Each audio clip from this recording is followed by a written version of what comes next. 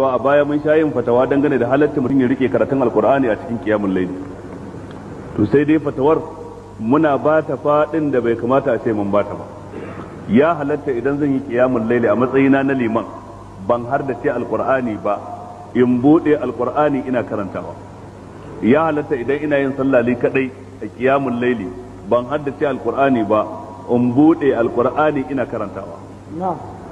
Domin akwai asar da ya nuna haka cikin muwatta na Imam Malik ibn Anas.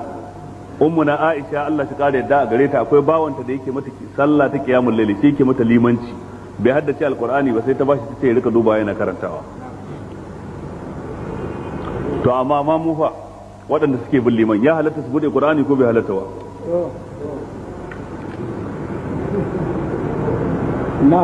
A ƙashin gaskiya wannan asar din ba za a kafa hujja da shi ba wajen halaccin mamu ya bude qur'ani don ya ci karo da shi, don wancan ana magana akan liman ne. Ummu na Aisha ba ita ta rike Qur'anin ba bashi sai tace bude ka karanta tunda baka haddace ba. Baje ba ma'ana kana nufin ka ce liman yana sallah din a matsayin sa na liman, mamu din da ke bayan sa wanda za su yi masa gyara ba su haddace alqur'ani ba, to sai suka rike dan saboda idan ya bata su tayar da shi.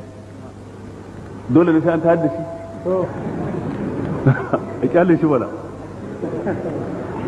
Liman ya faro sura ta kakare masa sai ya ketare ayoyin gaba ɗaya ci gaba da ta gaba, sallar ta yi ko ba ta yi ba, akwai kabli ko ba adi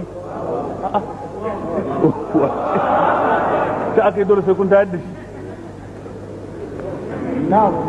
ko ba a ce ma sai an sauke Qur'ani cikin qiyamul layli. Inda a ce zan zo a cikin qiyamul layli kullum in yi izu biyar in sauke Qur'ani yayi. Idan kuma kullum na dauka daga suratul nabai zan dauka sai na kai minal jinnati wan nas kullum haka ne har zuwa karshen sallah yayi. Manzo Allah yayi qiyamul layl da aya daya in tu'azzibhum fa innahum ibaduk wa in taghfir lahum fa innaka antal azizul hakim. Ita ita mai tawa a qiyamul laylin sa gaba daya yayi dan ya nuna halacci. Wato dai abin da nake so in ce kaga wannan bai kai karfin uzuri ko larura da zamu ce su dauka ba.